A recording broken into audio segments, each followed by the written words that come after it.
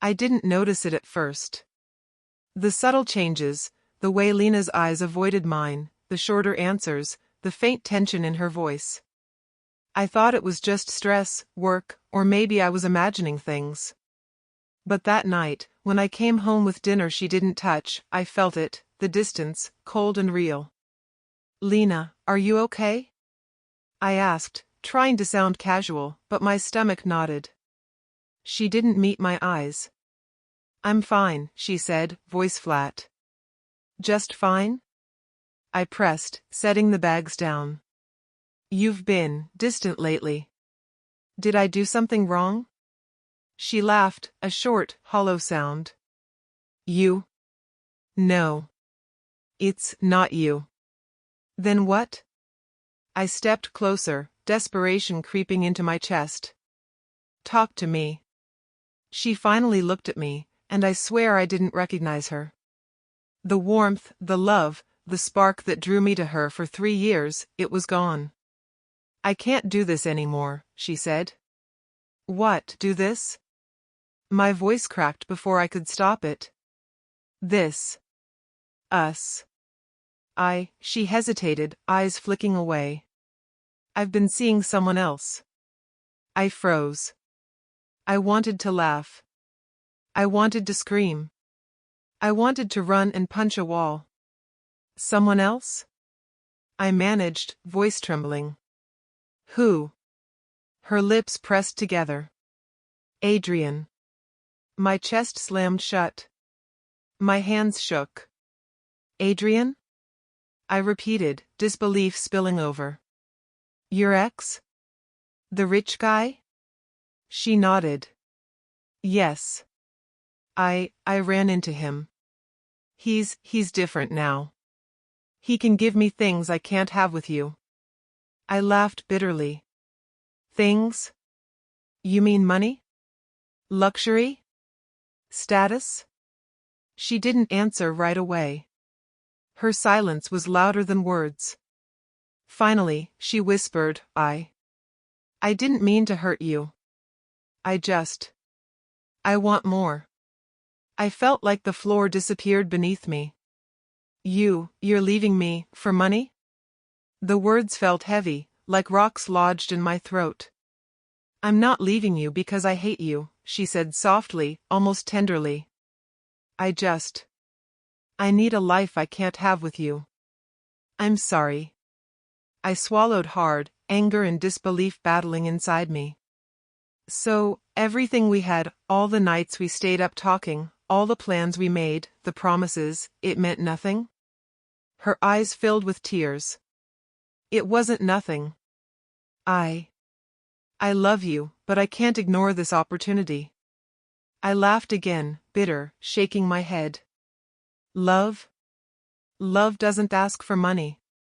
Love doesn't make you leave the person who's been here through everything. Love isn't convenient, Lina. Love isn't optional. I'm sorry, she whispered again. I couldn't stop the words that spilled out. Do you even understand what you're doing to me?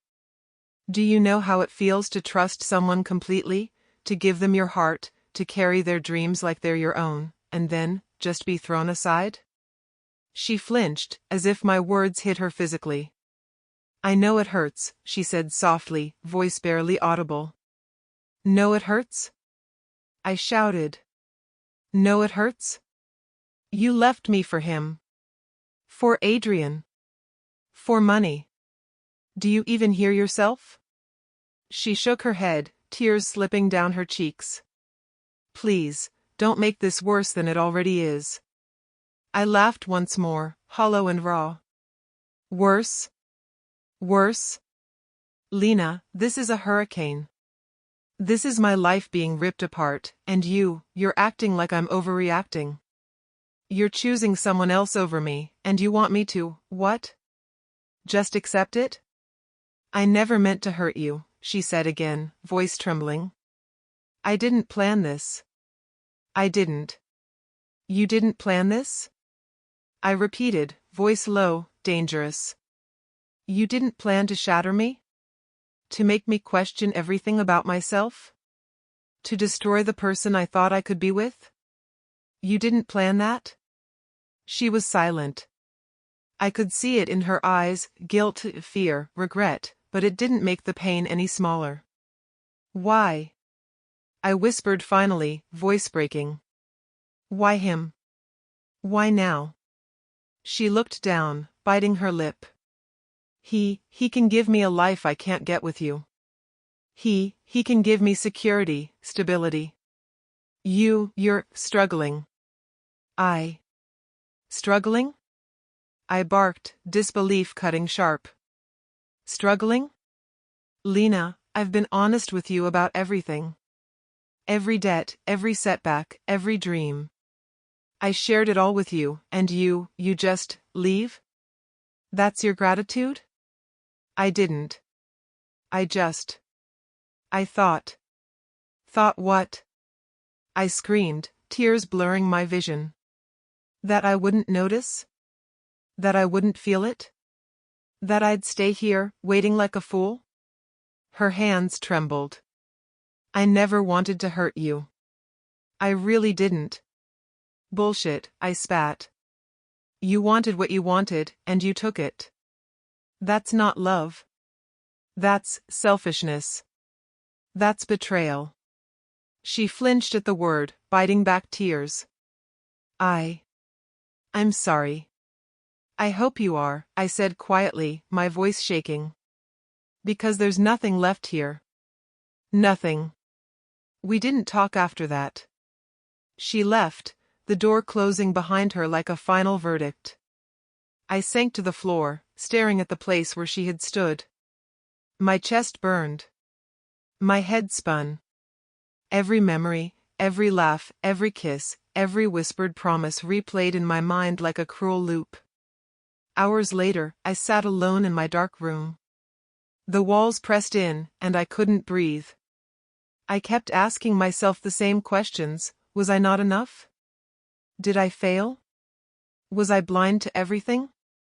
I remembered the first time she said she loved me, the way she held my hand on a rainy night, the time we stayed up talking until 3 a.m., planning dreams that now felt like lies. Every memory stung like fire, every thought twisted into regret. I grabbed my phone and scrolled through old messages. There they were, her promises, our late-night talks, our silly arguments, our laughter. And now, she was with him. Adrian. Everything I had thought was ours, gone in an instant. I hit delete on her messages. I couldn't look at them anymore. But even as I deleted, I felt something ignite inside me, a mixture of anger, hurt, and determination. I couldn't stay broken. I couldn't let this define me. Not completely. Why me? I whispered to the empty room. Why now? Why did you have to do this? No answer came. Only silence. Only the weight of betrayal settling into my bones. I lay down on my bed, staring at the ceiling, mind racing. I trusted her. I loved her. And she left me for someone else. My heart ached, and my body felt hollow, but somewhere deep inside, a spark flickered. Pain was here, yes, but maybe, just maybe, it could become fuel. I closed my eyes, forcing myself to breathe. One day, I told myself, one day this won't hurt like this. One day. I'll be stronger. One day. I won't need her. But tonight, the tears came. Silent, unrelenting, and merciless. And I knew, with a clarity that scared me, that my life would never be the same again. I woke up the next morning to the silence of my apartment, and it hit me all over again. Lina was gone. Not just physically, but in every part of my life she had touched. I felt empty, like a house abandoned by warmth and laughter. Damn it, I muttered, throwing the blanket aside. Ryan called around noon. Hey man, you okay? His voice sounded casual, but I knew he was worried. I'm fine, I lied, even to myself. You don't sound fine, he said sharply. Come on, you're not that good at lying. I said I'm fine, I snapped, more harshly than intended. Just leave it, Ryan. Whoa, okay, he said cautiously. Look, I know she hurt you. But bro, you can't sit there and let it eat you alive. I'm not sitting, I muttered, pacing. I'm just thinking. Thinking? He laughed, but it was a small, nervous laugh. Thinking or replaying every single moment of her betrayal like some tragic movie? I didn't answer. I couldn't. Every memory of Lina clawed at me, her smile, her laugh, the way she whispered my name. And then Adrian. Adrian's smug face, the wealth, the security she chased. It made my chest tighten. I can't believe she left me, for him, I said finally, voice hoarse. I trusted her, Ryan. I gave her everything I had. And for what? So she could go back to the guy who buys her fancy dinners and diamond rings? You did nothing wrong, man, Ryan said gently. She made her choice. That's on her, not you. It's not that simple. I shouted. It's not just a choice. It's betrayal. 3 years, Ryan. 3 years, and it meant nothing. You're hurt, yeah. But bro, you can't live in that pain forever, he said, voice firm now. You have to get up. You have to do something. Do something? I repeated, laughing bitterly. Like what? Get rich? Chase her? Prove her wrong? No, he said calmly. Prove yourself. Not to her. To you. You can't control her choices. But you can control what you do next. I laughed again, humorless. Control. I've got nothing. No money, no stability, barely a future. And she gets everything handed to her. Not everything, Ryan corrected. She gets money. But she doesn't get you. She doesn't get your heart, your brain, your resilience. That's something no one can take. I sank onto the couch, head in my hands. I feel worthless. Like I'm not enough. Maybe I never was. You are enough, he insisted. You just need to stop measuring your worth by her choices. I looked at him, eyes red. And how am I supposed to do that, huh? How do I forget that she laughed with me, held me, loved me, and then threw it all away? You don't forget, Ryan said. You survive it. And eventually, you grow stronger. Trust me. I shook my head. I don't feel strong. I feel shattered. You're angry, he said, softer this time. And that's good. That fire, use it. Don't let it consume you, but let it push you forward. I stayed quiet after that. His words made sense in theory, but in practice, my heart felt raw, ripped open, and bleeding. The hours crawled by. I scrolled through social media despite myself. There they were, Lina and Adrian. Smiling at fancy restaurants. Traveling. Laughing in pictures she once took with me. My stomach turned. My hands trembled. I wanted to throw the phone, to smash it, but I couldn't look away. This isn't real life, I whispered to the empty room. It can't be. She can't be happy with him. I knew it was twisted thinking. I wanted her to regret, to suffer the way I did. But more than that, I wanted my own dignity back. I wanted to feel like I mattered.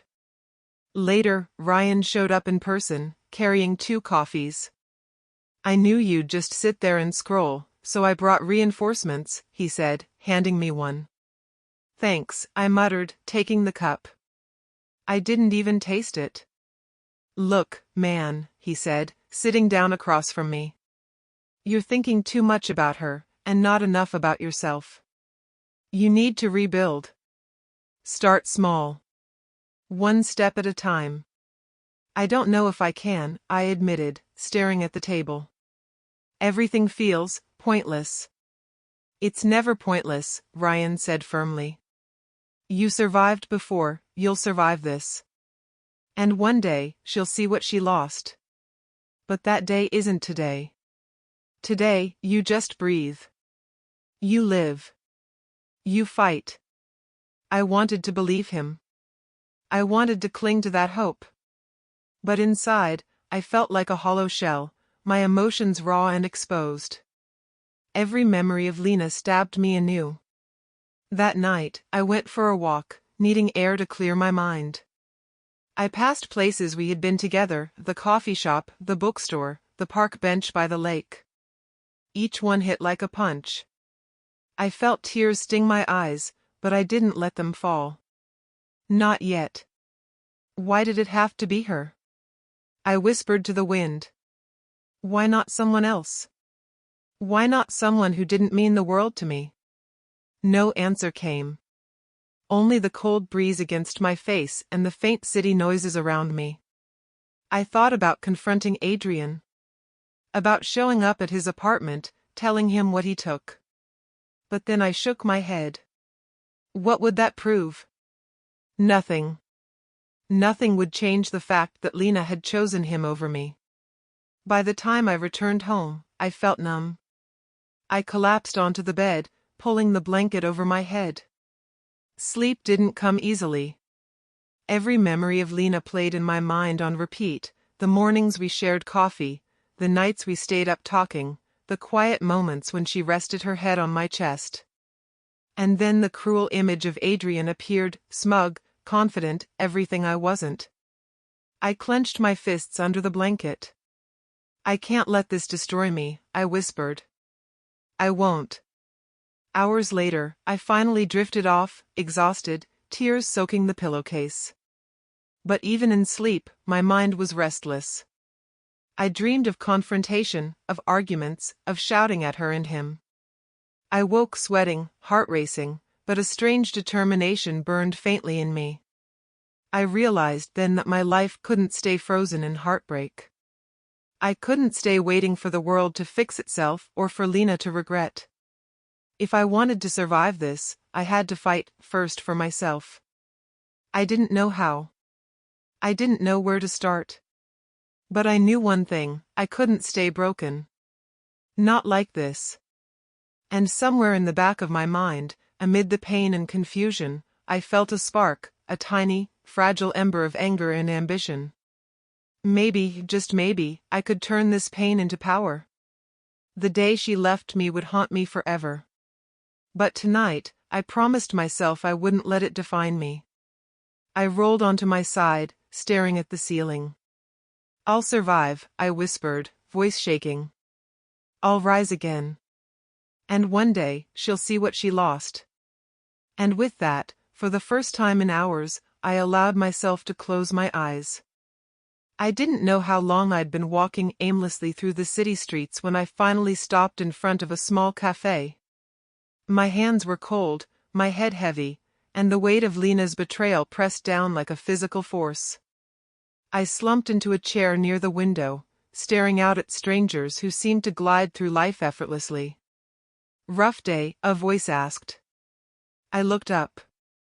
A man in his late 40s, sharply dressed, sat across from me. His eyes were sharp, observing, like he could see straight through me.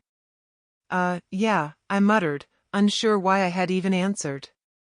He nodded, leaning back. I can tell. You're carrying a lot.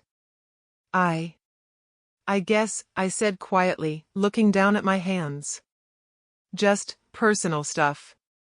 Everyone's got personal stuff, he said calmly. Some people let it crush them. Some use it to build something stronger. I frowned. Easier said than done. Maybe, he admitted. But let me ask you something, what are you doing right now? I don't know, I said honestly. I'm surviving. Barely. Exactly, he said. Barely. That's the difference between someone who stays a victim and someone who takes control. You want control, or do you want to stay crushed under everything life throws at you? I looked at him, skeptical. And who are you to tell me this? I'm someone who's been where you are, he said quietly. Broke, betrayed, broken. And I survived. Better yet, I thrived. I laughed bitterly. Thrived? Some people are just lucky. Some people get breaks you'll never get. Luck, he echoed. Luck is a poor excuse for failure. Discipline, focus, resilience, that's what separates winners from losers. And right now, you're standing at the edge. You can fall, or you can leap.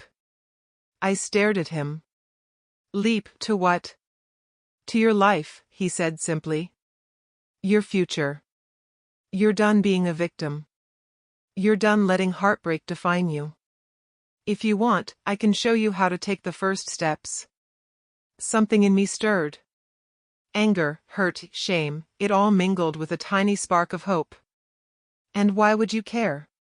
Because I see potential, he said with a faint smile. I see someone who's been knocked down but still breathing. And people like that, they're rare. You either embrace the pain, or it will consume you. Choice is yours. I swallowed, heart pounding. And what, you just mentor me? Teach me to survive? Thrive? Yes, he said. If you're willing to put in the work. I hesitated, thinking about Lina. About Adrian. About every insult, every betrayal, every sleepless night. A slow, simmering rage filled me. I'm willing, I said finally. I don't want to be broken anymore. Good, he said, standing. Meet me tomorrow morning. 9 o'clock. Sharp. Be ready to work. No excuses. I nodded, unsure if I was terrified or exhilarated. 9, I said. The next day, I walked into a small office on the outskirts of the city. Mr. Hale, he'd introduced himself yesterday, was waiting, already scrutinizing me like a hawk. You're late, he said, though it wasn't sharp, just factual. I'm here, I said, nervous. Bare minimum, he muttered. Sit. Tell me what you do for a living. Nothing. I'm between jobs, I admitted. He raised an eyebrow. And what about your skills? Your strengths? What are you good at? I shrugged. I'm not sure. I can work hard, I guess. That's vague, he said, leaning forward. Vague won't get you anywhere. You want power? Influence?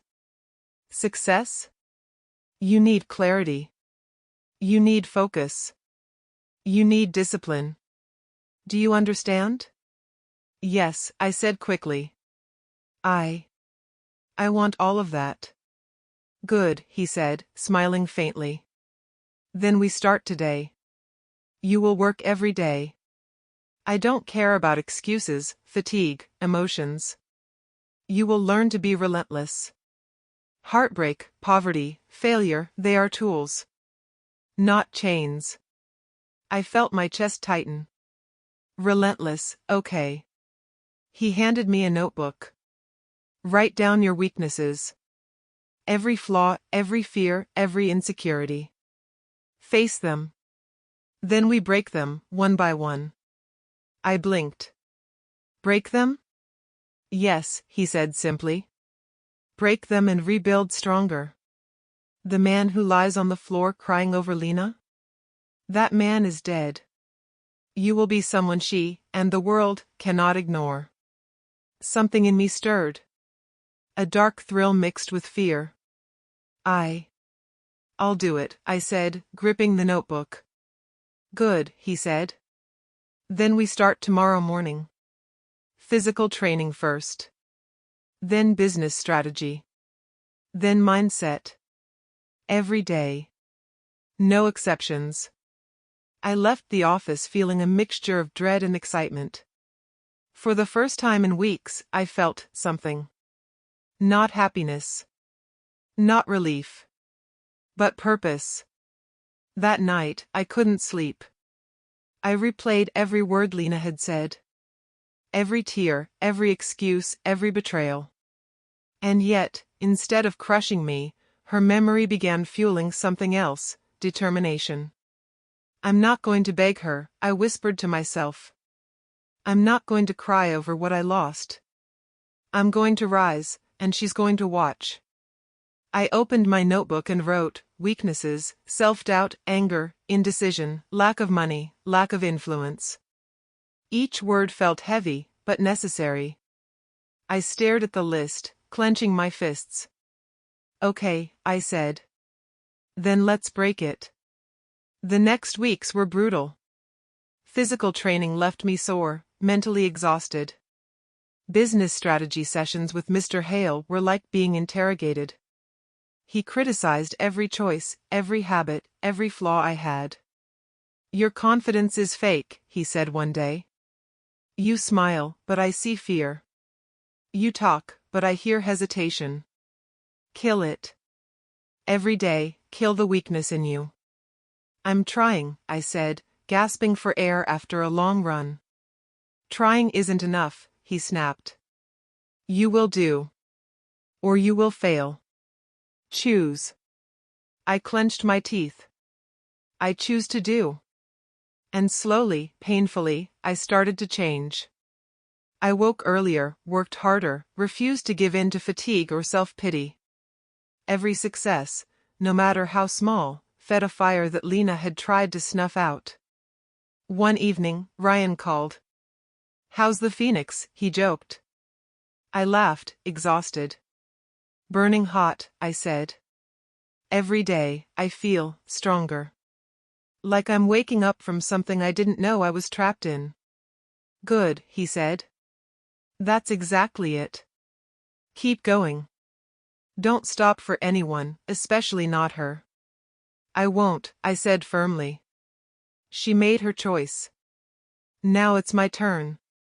And for the first time in months, I felt a faint smile tug at my lips. Not because I was happy. Not because I'd forgiven Lina. But because I knew I had a path forward. A life to reclaim. And nothing, not heartbreak, not betrayal, could stop me. That night, lying in bed, I stared at the ceiling, notebook by my side. This is it, I whispered. The beginning of something bigger. Something unstoppable. And I won't look back. For the first time, the anger and pain didn't paralyze me. They propelled me. I didn't know exactly where this road would take me. But I knew one thing for certain, I would never be the same man again. And I would make sure Lina saw it. By the time I saw my reflection in the mirror that morning, I barely recognized the man staring back at me. My jaw was tighter, my shoulders broader, my eyes sharper. Months of relentless training and endless work had begun to leave their mark. But it wasn't just my body, it was my mind. My thoughts were focused, my anger disciplined, my determination honed. Looking good, rookie, Mr. Hale said, clapping a hand on my shoulder as I wiped sweat from my brow after the morning workout. I feel different, I admitted, breathing heavily. Stronger. But it's exhausting. Good, he said with a small smile. Exhaustion is proof you're growing. Pain is your ally if you let it be. Remember that. Later that day, I met with Nina, a quiet investor Hale had introduced me to. Her calm eyes assessed me like a puzzle she wanted to solve. You're serious, she said after I outlined my business idea. I have to be, I said firmly. I'm done being broke. Done being a victim. You've got fire, she said softly, almost approvingly. But fire without strategy burns out fast. I've got the strategy, I said, trying not to show how desperate I was to impress her. I just need the resources and guidance. She nodded. Resources I can help with. Guidance? That's on you. I left that meeting with a new sense of possibility. For the first time in months, I felt like my life wasn't slipping through my fingers. I had direction, and that was everything. Walking through the crowded streets later, I spotted someone familiar. Lina. Her hair was tied neatly, her makeup perfect, her posture confident. And I felt nothing. She didn't see me at first. But when our eyes met, I noticed her step falter. Her gaze lingered a little too long, a little too searching. Lina, I said softly, though I didn't move closer. She blinked, her expression flickering. I didn't expect to see you here. Neither did I said honestly, keeping my tone calm. You look different. She smiled faintly, nervous. You, too. Stronger. More confident. I shrugged. I've been working. I can see that, she admitted, biting her lip. I didn't think you'd recover so quickly. That's nice of you to notice, I said, voice neutral. But I'm not recovering for you. I'm recovering for me. Her smile faltered. I made a mistake. I felt the old sting, the urge to shout, to cry, to ask why. But I didn't. I stayed still. Calm. Collected. I'm not here to fix anything, I said firmly. And you're not here to apologize. You made your choice. I made mine. That's it. She nodded slowly, almost as if she were expecting a different reaction. I just regret how things happened. I wish I'd handled it differently. And you have every right to feel that, I said. But my life doesn't stop because you do. Her gaze dropped, ashamed. I could almost feel the regret radiating off her. And it satisfied something inside me. Not cruelly. Not maliciously. Just quietly. I returned to my apartment that night, drained but alive with purpose. Mr. Hale was waiting for me with a pile of new business plans. Look at this, he said, sliding a folder across the table. You're going to pitch these ideas tomorrow. You're not just surviving anymore, you're competing. I think I can do it, I said, staring at the papers. I've learned a lot. Made mistakes. But I feel ready. Good, he said, leaning back. The world doesn't wait for anyone. You've got to move fast, be smart, and stay ruthless when you have to be. And remember, he paused. You're not just building a business. You're building yourself. That's the most important part. I nodded, scribbling notes. Every word he said sank into me, becoming fuel. I was tired, but my mind buzzed with plans, strategies, and possibilities. The next day, I walked into a networking event, dressed sharply, head held high. My heart raced as I scanned the room, calculating opportunities, reading people like pages in a book. You're looking different, someone said. I turned to see Marcus, a competitor I'd underestimated before. He smirked. Thought you'd still be the guy whining about his ex-girlfriend and money problems? I'm past that, I said, meeting his gaze steadily. I'm here to build, not complain. He laughed, dismissive. We'll see how far you get. Yeah, I said softly. We will. I moved through the room, introducing myself, shaking hands, pitching ideas, and listening carefully. Every interaction was a test, every word a strategy. I realized how much I had changed, not just in skill, but in confidence. I no longer felt like a victim of life. I was starting to feel in control. Later, I ran into Lina again. She didn't approach me this time, just lingered at the edge of the room, eyes scanning me nervously. I caught her glance and held it. You're watching, I said quietly, almost to myself. She froze, caught in the act.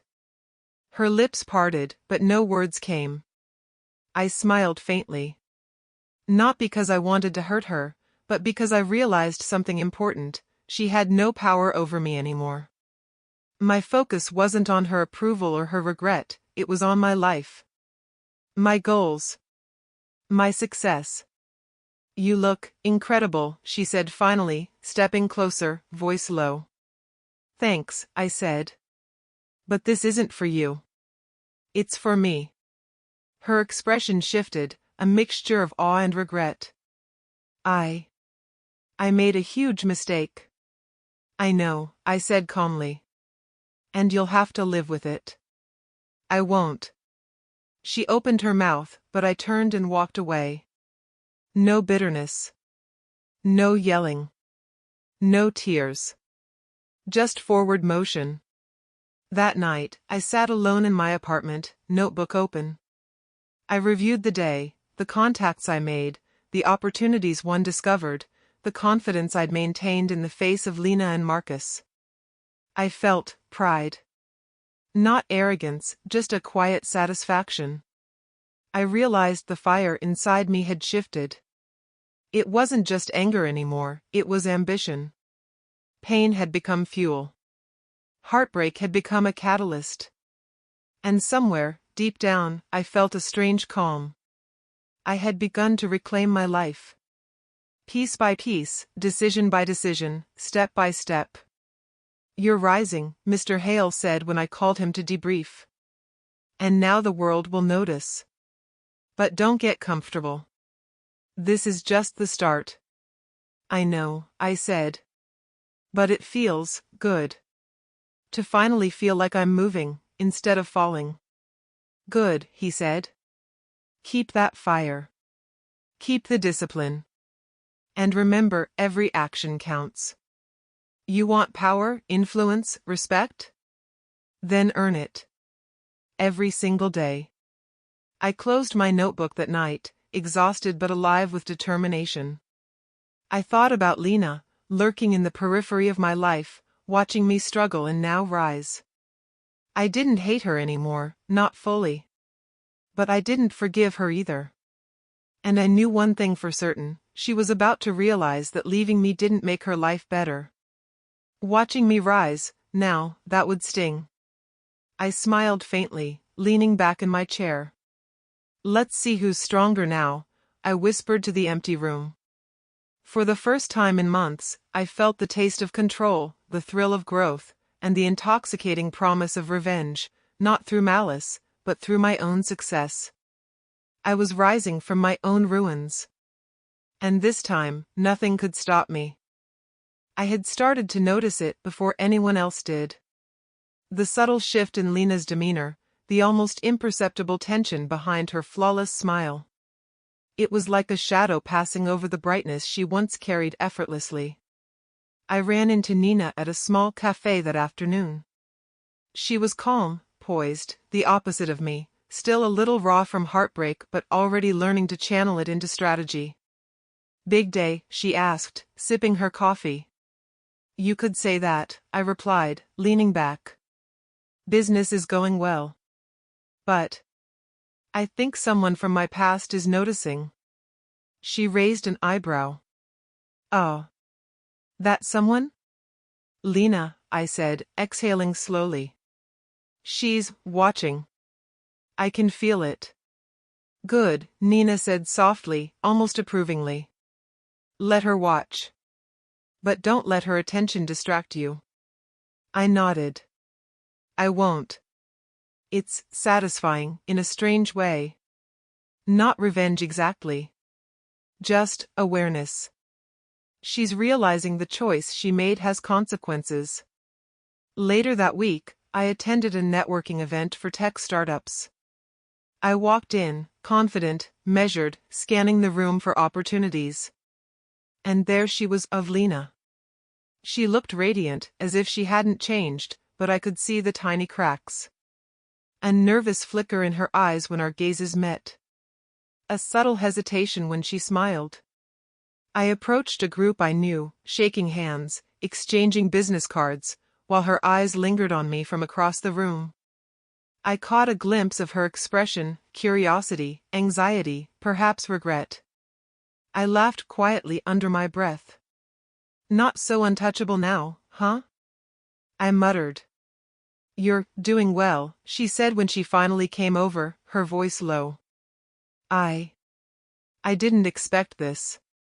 I thought you'd still be struggling. I've always been struggling, I said. I just decided to stop letting it control me. Her eyes darted to my phone, then back to me. You're moving fast. Building something real. I have to, I said calmly. I can't rely on anyone else for my life. Not now, not ever. She bit her lip, uneasy. I didn't think you'd recover like this. Recover? I asked, tone neutral. I'm not recovering. I'm growing. You can't define my life with your choices anymore. She looked down, almost ashamed. I made a mistake. A huge one. Adrian, he's not who I thought he was. I felt a faint spark of satisfaction, but I kept it buried. That's unfortunate. I hope you can handle it. She met my eyes again, searching for some sign of lingering attachment. I gave her none. I'm not here for forgiveness, Lina. And I'm not here to let the past hurt me anymore. That chapter is closed. Her shoulders sagged slightly. I guess I deserved this. You did, I said quietly. And you'll live with it. But I won't dwell on it. That's my choice. The next day, I got word through a mutual contact about Adrian. His investments were shaky. Rumors of bankruptcy, lawsuits, and failed deals floated through the business community like wildfire. I didn't act immediately. I didn't have to. Karma had a way of working itself out. I watched quietly, letting the universe take its course. Careful, Nina warned when I mentioned the news. Don't get tangled in his collapse. Let it happen naturally. I know, I said, staring at the screen. This isn't about revenge. It's about watching her realize what she lost. She nodded. That's smarter. Let it unfold. The more patience you have, the sweeter it will feel. A week later, I ran into Lina again. She approached cautiously this time, hesitant, almost fragile. Hey, she said softly. Hey, I replied, neutral. I see what you've done, she said quietly. The business, everything. You're successful. More than I expected. I've been working, I said. Every day. For me, not for you. Just for me. Her lips trembled. I can't believe how fast you changed. It's impressive. Thanks, I said. But I didn't change for you. I changed because I couldn't stay broken. Because I needed to survive. Her eyes filled with something I hadn't seen in a long time, regret. I thought leaving you, giving up on us. I thought I was choosing wisely. I see now. I was wrong. I shook my head slowly. You were. And now you'll live with that. She looked down, biting her lip. I don't know what to say. You don't have to say anything, I replied. Your choices speak for themselves. Over the next few days, I started noticing the subtle social shifts. Lina was being treated differently at work, subtly excluded, her confidence faltering. I didn't orchestrate it. I didn't plan it. But the cracks in her perfect world were undeniable. I walked past her office one afternoon, catching sight of her from the hallway. She was typing furiously, brow furrowed, her face tight with stress. She glanced up and met my gaze. I smiled faintly, not mockingly, just calmly. She looked away quickly, shame and uncertainty written across her face. I felt no joy in her discomfort, only a quiet acknowledgement that life balances itself in unexpected ways. I caught up with Ryan later that evening. "She's noticing," I said, a faint grin tugging at my lips.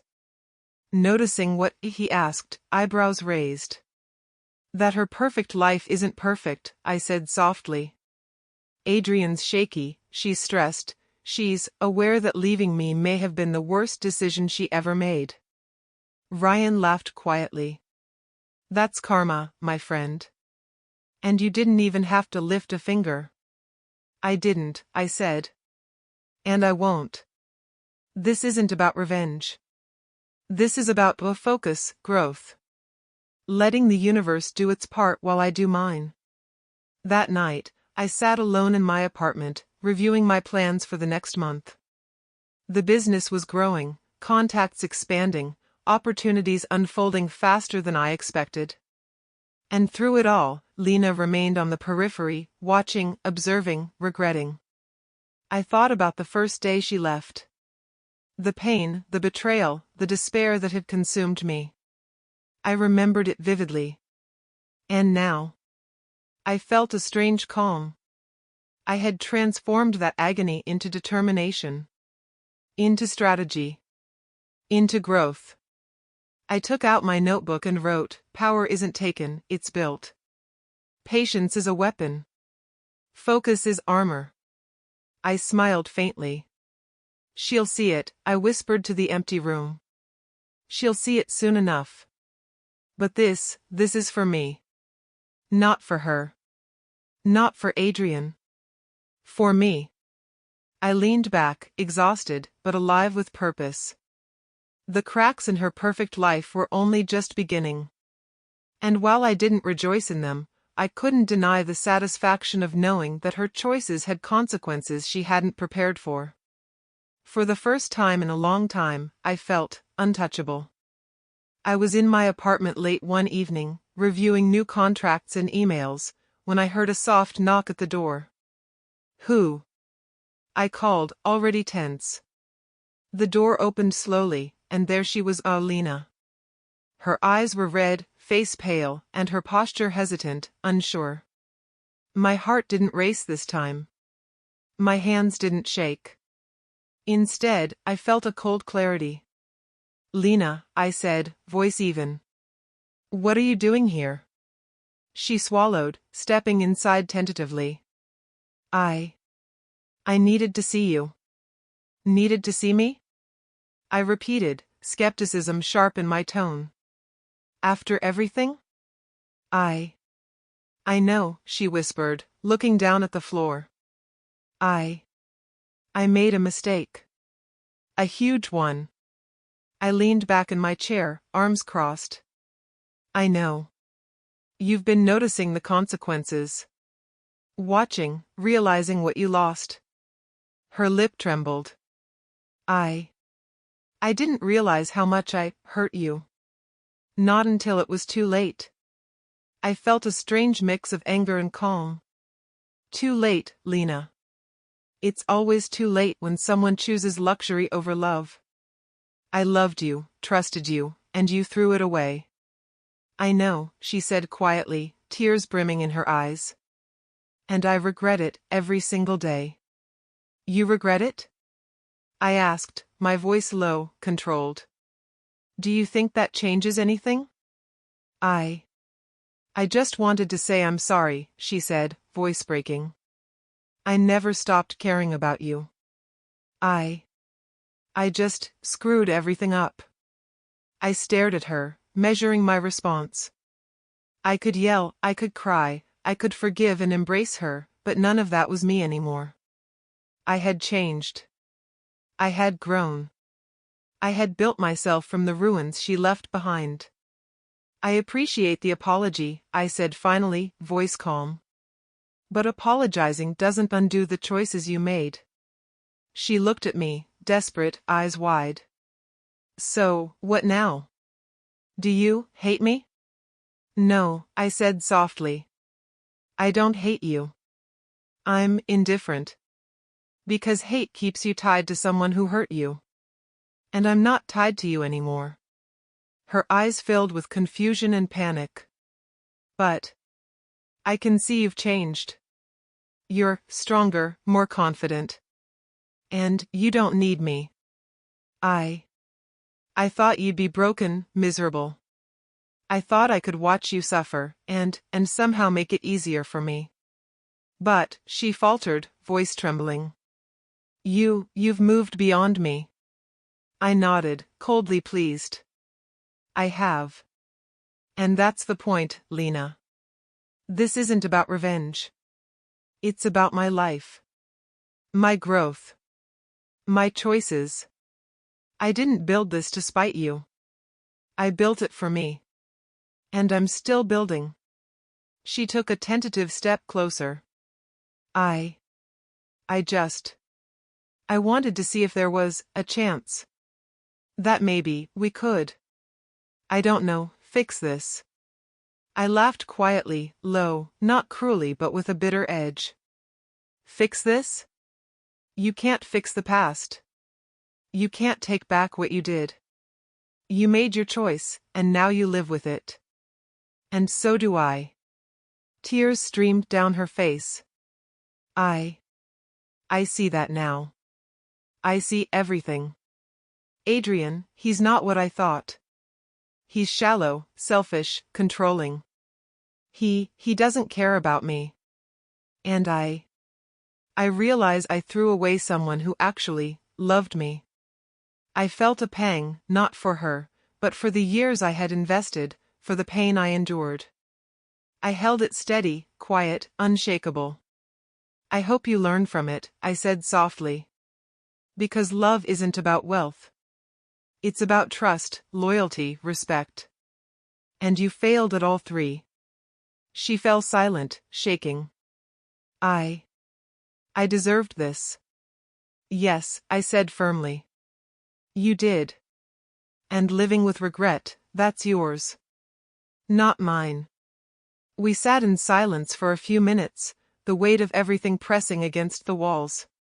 I could see the desperation, the panic, the realization in her eyes. And I didn't flinch. She whispered finally. I wanted to tell you before it's too late. I want to make amends. I shook my head slowly. Amends don't undo choices, Lina. And I'm not the person you left behind. That man is gone. I've rebuilt myself. And I won't dismantle my life for your mistakes. She sobbed quietly. I can't believe I hurt you so much. I didn't know. I was so blind. I felt a cold satisfaction, not cruel, not vindictive, just a quiet power. Blind, yes. And you'll stay that way unless you truly change. But that's your path. Not mine. She wiped her eyes, breathing shakily. Do you ever think about us? Sometimes, I admitted softly. But not in the way you want. I think about what I learned, what I overcame, what I became. I don't think about the us that could have been, because that version of me wouldn't exist without losing you. Her mouth opened, then closed. She looked down, broken. I wish I could go back. You can't, I said simply. Time doesn't rewind. You made your choice. Now you live with it. She nodded, her hands trembling. And you? You'll move on? I already am, I said quietly. And I'll continue to grow. You won't be part of that. Not anymore. Her face crumpled with grief. I just wanted closure, I guess. You have it, I said firmly. Closure isn't about me forgiving you or taking you back. It's about you accepting what you did, and me moving forward. That's the closure. She swallowed hard, finally stepping back. I understand. I nodded. Good. Now leave. She hesitated, looking at me as if searching for any sign of softness. But there was none. "Goodbye," she whispered. "Goodbye," I echoed, voice calm and steady. After the door closed, I sat back in my chair, exhausted. Not physically, but emotionally. Seeing her like that, broken, regretful, desperate, stirred memories I had tried to bury. But I stayed grounded. I didn't crave reconciliation, didn't wish her ill, didn't feel the old heartbreak. I opened my notebook, pen in hand, and wrote, focus. Discipline. Growth. Karma doesn't need my hands, it has a mind of its own. I smiled faintly. The first cracks in her perfect life were only the beginning. Adrian's instability, her regret, her realization, none of that required me to act. I had built myself strong enough that I could simply watch and continue rising. The next day, I ran into Ryan. "So," he asked, eyebrows raised. "She came," I said quietly. "Finally." Regret written all over her face. "Anne." "I didn't break." "Good," he said, grinning. "That's what I like to hear. Pain can either destroy you or fuel you. Looks like you're choosing the right path." "I am," I said firmly. "And I won't stop. Not for anyone. Not for her. Not for Adrian. Not for anyone." Ryan shook his head, impressed. "Man, you're unstoppable." "I can see it." I smiled faintly. "It's not about being unstoppable. It's about not letting anyone, past or present, control me anymore. I lost my love, my trust, my dreams once. I won't let that happen again." That night, I sat alone, reviewing the events of the past months. My anger had transformed into determination, my heartbreak into strategy, my pain into fuel. And I realized something important. The moment Lina knocked on my door, admitting her regret, she gave me the ultimate gift, proof that I had truly changed. I wasn't the same man she left behind. I was stronger, smarter, more focused. And no amount of her regret could undo that. I leaned back, staring at the ceiling, whispering to myself, I am beyond heartbreak. I am beyond betrayal. And I will rise, higher than she ever imagined. For the first time in months, I slept with calm resolve, knowing that my life was moving forward, and that the world, including Lina, would have to watch as I continued to rise. The first cracks in Lina's perfect world had opened. The next step was mine. I wasn't just surviving anymore, I was building, growing, taking control of everything she thought I'd lost. And I felt unstoppable. I walked into Hale and Associates early that morning, the office buzzing with energy. Contracts, meetings, strategy sessions, I devoured it all. Every interaction sharpened me, every decision reinforced my confidence. "Morning," Nina greeted me, already reviewing a report.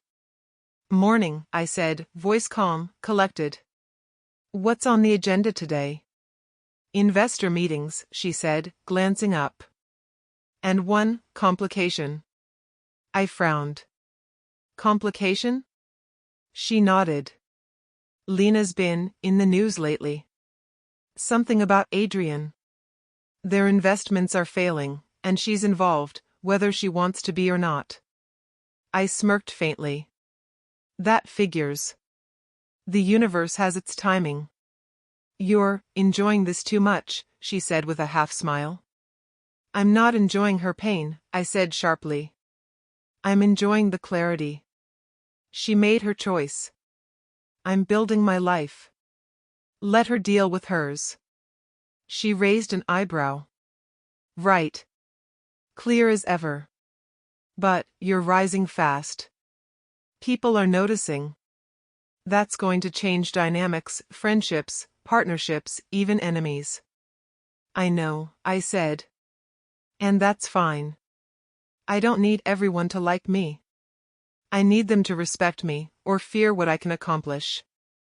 Later, I walked into a networking event, dressed in a sharp suit, head high. Conversations buzzed around me, investors, entrepreneurs, potential partners. And then I saw her. Lina. She didn't approach me. She couldn't.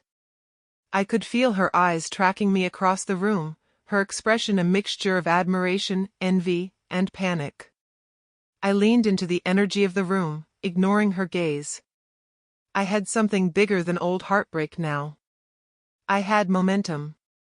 Impressive, a voice said beside me. I turned to see Marcus, smirking. I see you've grown. Not just physically.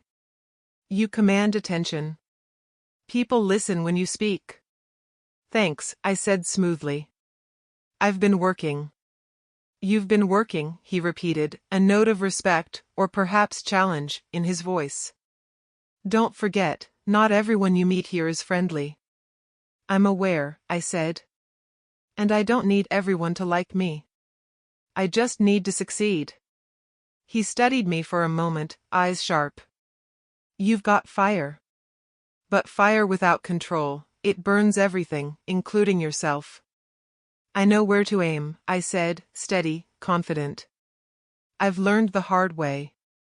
As the evening went on, I networked with precision, making connections, gaining investors, and solidifying deals. Every handshake, every conversation was purposeful. I wasn't just rebuilding my life, I was constructing a foundation no one could shake. From across the room, I saw Lina whispering to someone, glancing in my direction. She looked smaller. Tighter. Less sure of herself. And for the first time, I felt a quiet thrill, not cruelty, not malice, just satisfaction. Ryan called me later that evening. So? How'd it go? Better than I expected, I said, exhaustion mingling with exhilaration. Contacts, investors. I've got momentum. People are noticing. And I can feel Lina watching every step. Good, he said, laughing. That's what happens when someone underestimates you. Keep it going. I will, I said firmly. But it's not about her. I'm building this for me. Everything else is just bonus context. A week later, I got a call from one of our major investors. Your pitch was remarkable, he said, voice steady. We want to be part of this. I've never seen someone turn personal tragedy into professional growth so quickly. Thank you, I said, trying not to let pride show. I've had good guidance. Guidance or not, he said. You've got vision. Discipline. Drive. That's rare. Keep it up, and you'll surpass everyone you know. I hung up, heart racing. This was tangible. This was real. This was the proof that I had turned my pain into power. Later, Nina and I debriefed. You're moving faster than expected, she said. And I have to admit, it's impressive. I'm not done, I said firmly. I'm just getting started. Every connection, every investment, every strategy, it's all building towards something bigger. You're burning bridges too, she said carefully. Not everyone appreciates how fast you're rising. Some partnerships might falter under pressure. I know, I said. But I'd rather burn bridges than stand still. I've already survived heartbreak. I can survive a few burned bridges too. She shook her head, impressed. You're fearless, almost reckless. Fearless is what it takes, I said quietly. Reckless is what they call it when they're too weak to keep up. A few days later, I ran into Lina again, this time at a public event. She didn't approach me. She hovered at the edge of the crowd, watching. I could see the tension in her shoulders, the tight line of her jaw, the subtle panic in her eyes. I walked past her, calm, composed, exuding confidence. She glanced at me, lips trembling, eyes wide. I smiled faintly, not mockingly, not cruelly, just assured. You're unstoppable, she whispered when I paused nearby, pretending to check my phone. I've always been capable, I said calmly. I just let heartbreak push me into action. Now I'm moving. And nothing, not you, not Adrian, not anyone, can stop it. Her eyes filled with tears, but she didn't approach. She realized that whatever power she thought she held over me was gone. Completely. That night, I sat in my apartment, reviewing my accomplishments, my notes, my contacts, my new strategy. I felt a quiet satisfaction, a calm, powerful understanding that I had transformed everything that once held me down. I opened my notebook, pen in hand, and wrote, "Pain is fuel. Betrayal is a teacher. Growth is unstoppable." I leaned back, staring at the ceiling, thinking about Lina and Adrian. I felt no hatred, no longing, only clarity. I was building my life, step by step, and she was witnessing it helplessly. Let her see it, I whispered. Let her realize what she threw away. And let me keep moving forward. Stronger. Smarter. Unstoppable. The first cracks had become larger fractures. Her envy, her doubt, her panic, they were visible, tangible. And while I didn't orchestrate them, I knew I had created something stronger, myself. Ryan called later.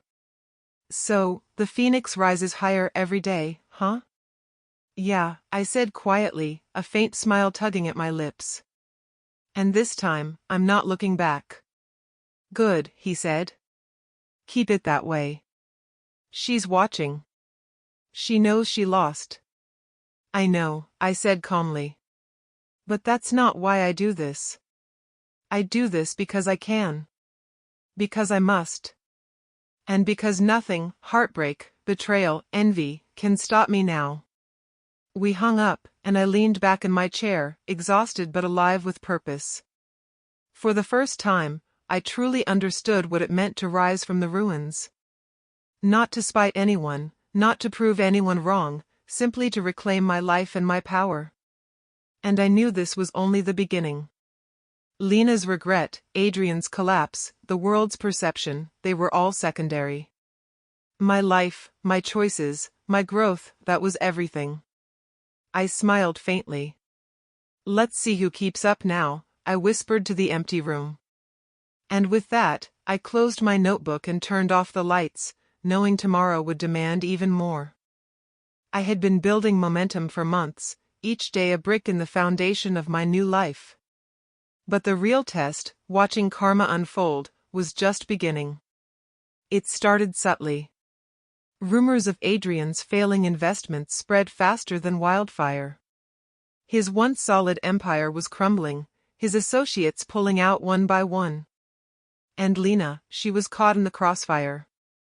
I got a text from Ryan. "Check the news. Looks like the first domino fell." I opened the link.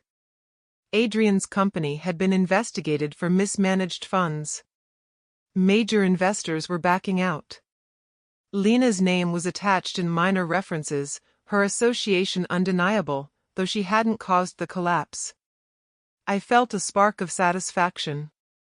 Not cruelty, not vindictiveness. Just inevitability. Later that afternoon, I ran into Lina at a mutual acquaintance's event. Her posture was stiff, her smile forced, her confidence unraveling. "Hey," she said, voice quiet, eyes darting around nervously. "Lina," I replied, neutral. "You're handling it well." She laughed bitterly. "Handling it? You see my name in the papers, my connection to Adrian's failure, and you call that handling it?" "Perspective," I said. "From where I'm standing, the universe is balancing itself." Her eyes flashed with anger, shame, and desperation. You're enjoying this, aren't you?" "I'm observing it," I said calmly. "I'm watching reality unfold. I don't need to interfere. You made your choices, and the consequences are now yours." Her hands trembled slightly. Do you ever feel satisfaction?"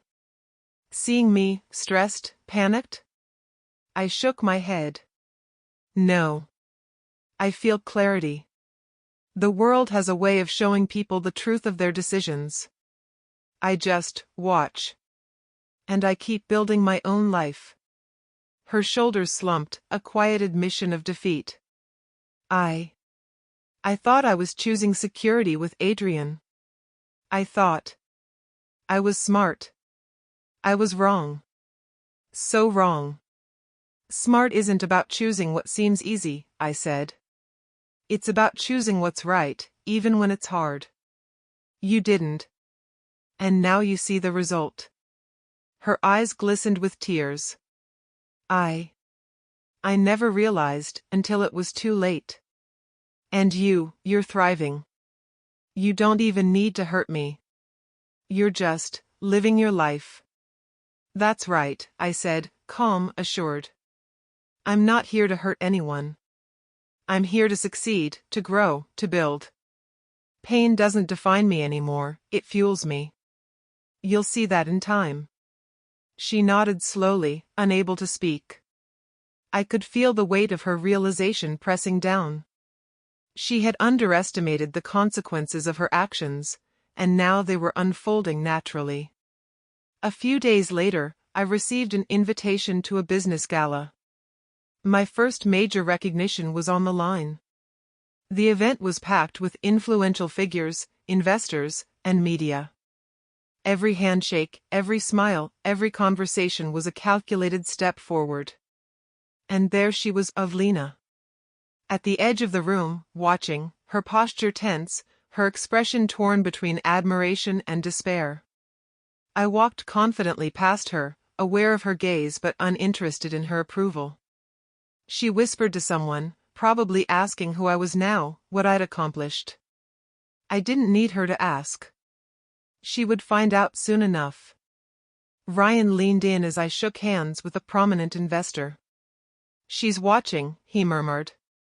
I know, I said quietly, adjusting my tie. But this isn't for her. This is for me. Everything else is secondary. Good, he said. Keep your focus. I smiled faintly, acknowledging the truth in his words. I wasn't building my life to spite Lina or Adrian. I was building it because I could. And watching karma unfold around them only reinforced my resolve. Later that evening, Lina approached me, hesitation evident in every step. I wanted to say, she started, voice trembling. I never expected you to become like this. Strong, respected, unstoppable. I've been unstoppable all along, I said softly. You just didn't see it until it was too late. Her eyes filled with tears. I can't believe I left you for him. I thought I was choosing better. I thought I'd be happier. And are you? I asked quietly, neutral. She shook her head, unable to speak. The answer was written all over her face. Adrian's collapse, the public scrutiny, the realization of what she lost, it was all there. I don't know how to fix this, she whispered. You can't, I said simply. And I won't fix it for you. That's your responsibility. I've moved on, built my life, and found my strength. You will live with your choices. Her lips quivered. I never realized how much I hurt you. I didn't see how much I loved you until it was gone. I felt a flicker of something, pain, old memories, but I held it steady. Love isn't about words, I said quietly. It's about action. And your actions, they betrayed trust. They betrayed loyalty. And now, you're learning that firsthand. Her hands shook, tears falling freely. I understand. And I'm so sorry. I wish I could go back. You can't, I said. But that's the point. You'll live with this.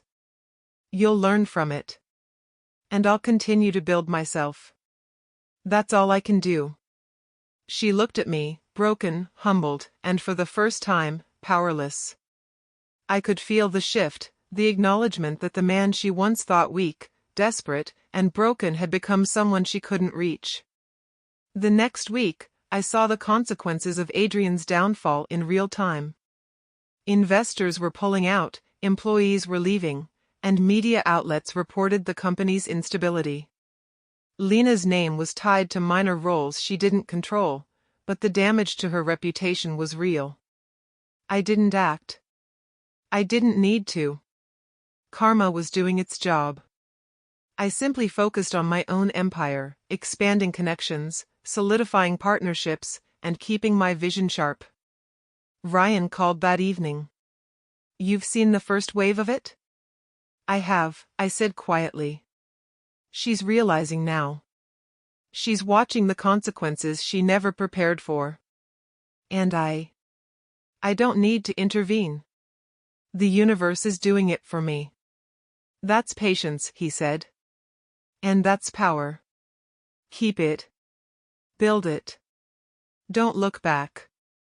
"I won't," I said, voice steady. "I've learned that control over my life comes from focus, not revenge. Pain is fuel, not a weapon." By the time Lina reached out again, it was too late. She called, voice trembling. I wanted to talk. I want to apologize again. I see now everything I did wrong. Please, can we talk?" I stared at my phone for a long moment, thumb hovering over the screen. "I'm sorry, Lina," I finally said aloud. "But I can't. Not now. Not ever. You've had your chance. You made your choice. I've moved forward, and I'm building a life you can't touch." She sobbed softly. I understand. I really do. "That's all I need," I said. "Learn from it. Grow from it.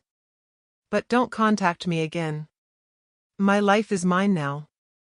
I've reclaimed it." That night, I sat alone, reflecting on the months that had passed. The heartbreak, betrayal, anger, and pain had all become fuel for something greater. I had turned devastation into strategy, loss into momentum, despair into growth. And Lina? She was watching from the sidelines, powerless, regretful, and aware that she had lost more than she realized. I didn't gloat. I didn't celebrate her downfall. I simply existed in the calm certainty that I had rebuilt myself stronger than ever. I opened my notebook, writing, "Karma doesn't need my hands. Pain doesn't need my actions. Growth, strength, focus, that's my revenge, whether she watches or not." I smiled faintly, leaning back in my chair. I wasn't done building. I wasn't done rising. And the world, Adrian, Lina, anyone who doubted me, would see what I was capable of. I whispered to the empty room, voice steady, "This is just the beginning. And nothing can stop me now." It was a gala night unlike any I'd attended before. Investors, entrepreneurs, media, everyone who mattered in the business world was there. And I was at the center, calm, composed, exuding the confidence I had built over months of struggle, betrayal, and relentless growth. I hadn't expected to see Lina or Adrian. But of course, they were there. Lina looked tense, as if her carefully maintained facade was cracking, and Adrian, well, he looked tired, worn, already losing control of the empire he had once flaunted. Ryan leaned in beside me. "Brace yourself. This is going to be interesting." "I've been ready," I said, voice low, steady. "This isn't about confrontation. It's about presence. Showing them who I've become." We walked through the crowd, shaking hands, exchanging smiles, every interaction reinforcing my position. And then Lina spotted me. Her eyes widened, her jaw tightened. I saw the flicker of recognition, the realization that the man she once left behind was now untouchable. Ryan, I said quietly. Watch this. She approached me hesitantly, voice barely above a whisper. I didn't expect to see you like this. So strong. So successful. I smiled faintly, not mockingly, just assured. You didn't think I could rise? You underestimated me once. Don't make that mistake again. Her eyes glistened. I see it now. Everything I thought I wanted. Adrian, money, luxury, it's meaningless compared to what I lost. And you've become everything I never believed you could be. And yet, I said calmly, you still chose him over me. Do you regret it? Yes, she whispered. Every single day. I studied her, absorbing the weight of her words. Regret doesn't undo choices. Actions do. And your actions, they taught me everything I needed to know. Pain, betrayal, loss as they were fuel, not shackles. Her lips trembled. I never realized, until it was too late. I never understood what love really meant. Love, I said softly, isn't measured by comfort or status. It's measured by loyalty, trust, respect. You failed in all three. Her hands shook, tears spilling freely. I know. And I'm sorry. Truly. But I can't change anything now. No, I said, voice steady. You can't. And I won't let your mistakes define me anymore. I've built my life, my empire, my strength. You're witnessing it. That's enough. Adrian appeared then, walking toward us, face tight, forced smile in place. I see you're doing well, he said, voice strained. Seems things are moving fast for you. I am, I said evenly. Focused. Growing. Building what matters. Unlike some people who rely on status and money to define themselves. His eyes narrowed. Watch your words. Watch mine? I asked, calm, collected. No. You should watch your empire crumble instead. That's the lesson here, Adrian. Actions have consequences. Choices define you. And your choices were weak. Lina flinched slightly, caught between us, and I felt no desire to protect her. She had made her decisions. She would live with them. Adrian's face flushed, veins tight, but I kept my composure. I've built something that's mine. My growth isn't tied to anyone else's mistakes, manipulations, or wealth. I'm here because I worked, I fought, and I refused to let heartbreak define me. He laughed bitterly. You think this proves something? I think it proves I'm stronger than either of you ever imagined, I said. And I don't need your approval or acknowledgement. I don't need validation from people who underestimated me. I'm rising, unstoppable, focused. And that's enough. Lina looked between us, voice shaking. I never realized you'd become this powerful. I was blind. I can't undo it. You can't, I said calmly. And I don't want you to. All I wanted was to reclaim my life, my focus, my strength. You've seen the result. Tears streamed down her face, shame and regret mixing with awe. I can't believe I left you for him. For Adrian. I lost everything. And you've become everything I lost sight of. And that's the lesson, I said quietly. Not for me, but for you. Life doesn't wait for apologies. Choices have consequences. You'll live with yours. I'll live with mine. And I won't look back. Adrian's face twisted with frustration. You think you're better than me? I'm not better, I said evenly. I'm different. I don't rely on money, status, or manipulation. I rely on focus, discipline, and action. That's what makes me unstoppable. That's what makes me, me. He laughed bitterly, face red. You're arrogant. Arrogance is believing someone else can control your life, I said softly. I've learned my lesson. You never taught me anything I needed to know. Lina stepped back, voice barely audible. I can't stop thinking about what I threw away. But I understand. You've moved beyond me. Completely. I have, I said calmly. And that's final. Not vengeance, not spite, just clarity. Focus. Growth. Life goes on, and I go on with it. She nodded slowly, unable to speak. Tears rolled down her cheeks, silent acknowledgement of her own mistakes. Adrian turned away, muttering something under his breath, defeated, powerless. And for the first time, I saw the full weight of their choices, the collapse of arrogance, the futility of wealth without character, the emptiness of decisions made without love or integrity. I stood tall, calm, a quiet storm of focus and power. This wasn't revenge. This wasn't gloating. This was ultimate clarity. Later that evening, Ryan caught up with me. You handled that perfectly, he said. Lina, Adrian, both realized exactly who you became. And you didn't even have to act. I didn't need to, I said, voice steady. Karma, life, consequences, they handle themselves.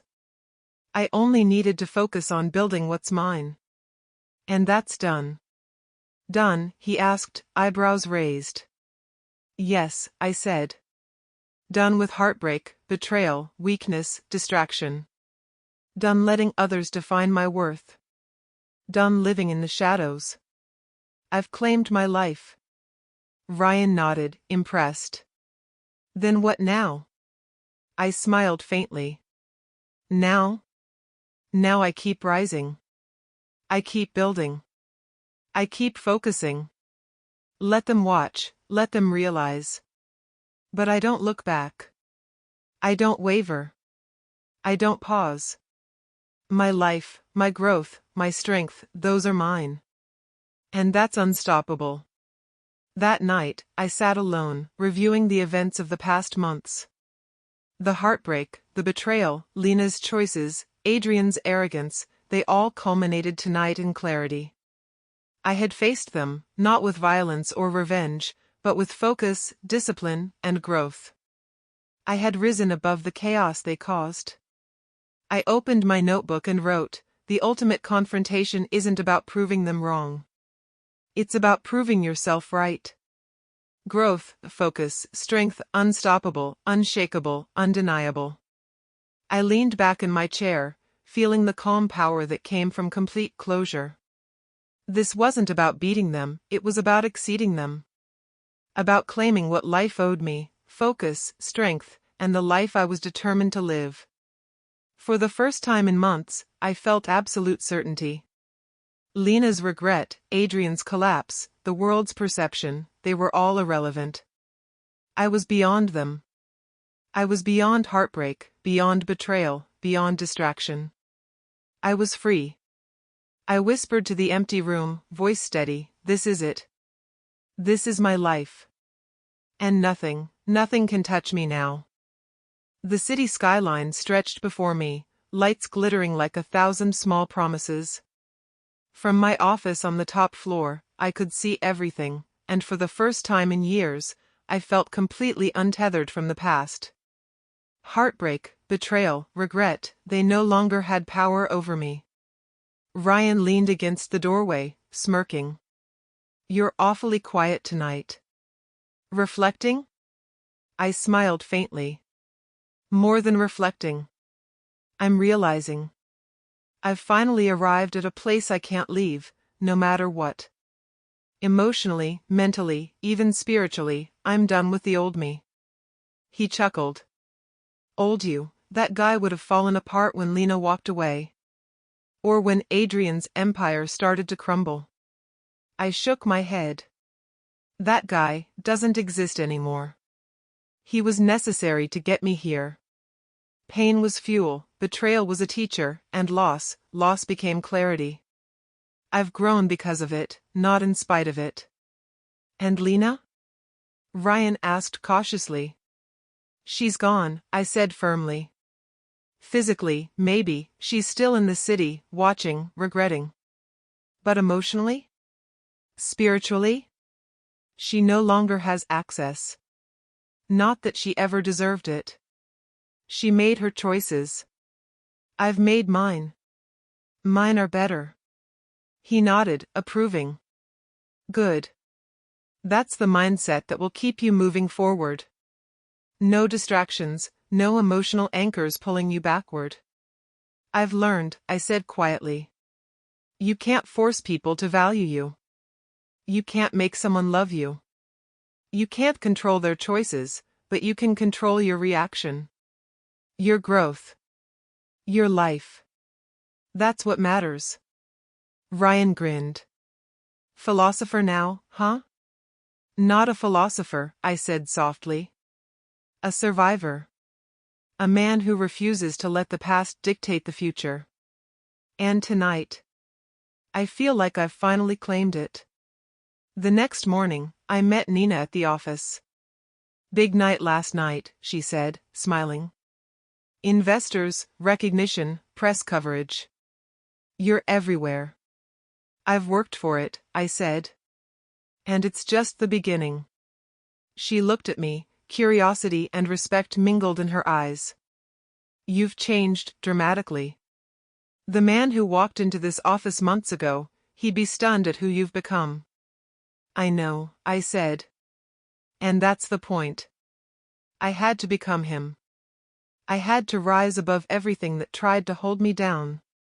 I had to claim my life. You've done it, she said softly. Not just for work, for yourself. Yes, I said, feeling the weight of the truth. Everything I've built, every move I've made, it's been for me. And now, finally, I can live without looking back. Later that week, I received a message from Lina. Short. Simple. I see you. I understand now. I stared at it for a long moment, then put my phone down. No response. No need to. Closure doesn't need acknowledgement. Closure doesn't need validation. Closure simply is. I turned to Ryan. She reached out. Did you reply? He asked, eyebrows raised. No, I said firmly. I don't need to. My life isn't tied to hers anymore. My growth isn't dependent on her acknowledgement. I've moved beyond her.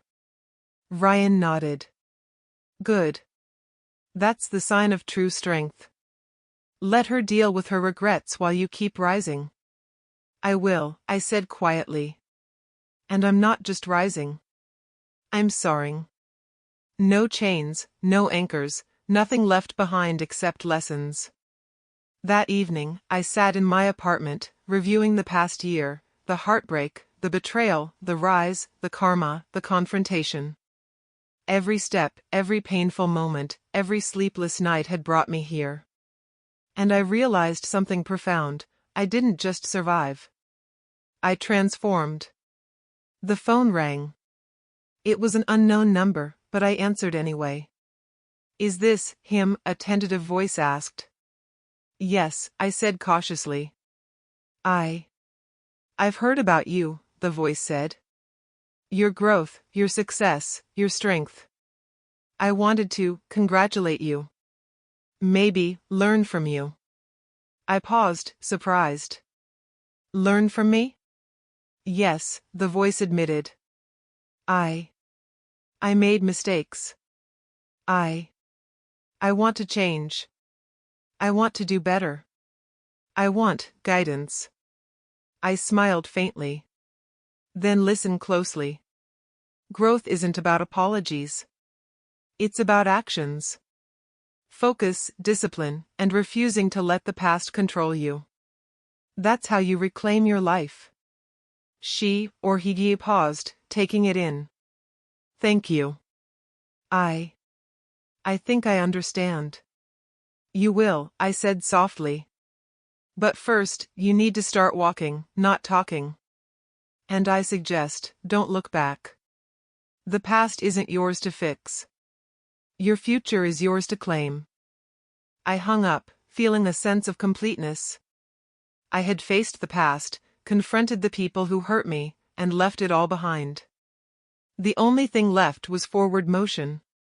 The next day, I walked through the city streets, feeling the pulse of life around me. People rushed, cars honked, business deals were made.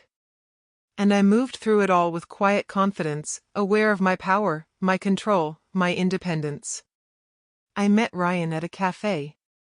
So, what now? He asked, smiling. What now? I repeated. Now I live. I grow. I build. I focus. And I don't let anyone, past lovers, failed partnerships, heartbreak, dictate my path. I move forward, unstoppable, unshakable. Ryan laughed. That's inspiring, honestly. It's necessary, I said softly. I've learned that waiting, wishing, hoping, that's for people who can afford to waste time. I can't. I've seen what happens when you do. You lose everything that matters. I refuse to let that happen again. Good man, he said. Truly. You've reclaimed yourself. Yes, I said quietly. And this time, I won't let go. Not for anyone. That evening, I returned to my apartment, overlooking the skyline. The city was alive, glittering, full of possibility. I poured a glass of wine, raised it to the night sky, and whispered to myself, to the future. To growth. To strength. To life reclaimed. For the first time in years, I felt no pain, no regret, no longing. I felt whole. I opened my notebook, writing the last line. Closure isn't about revenge or forgiveness. It's about claiming your life, your focus, your power. The past is gone. The future is mine. I closed it, set it aside, and smiled faintly. The doorbell rang. It was Ryan. Thought you'd need company to celebrate, he said, grinning. I do, I said. But not to dwell on the past. To toast the new me. To toast the life I've built. To toast new beginnings. We clinked glasses, laughter echoing softly in the room. And for the first time, I realized something crucial: the past could no longer touch me. Heartbreak, betrayal, regret, they were lessons, not chains.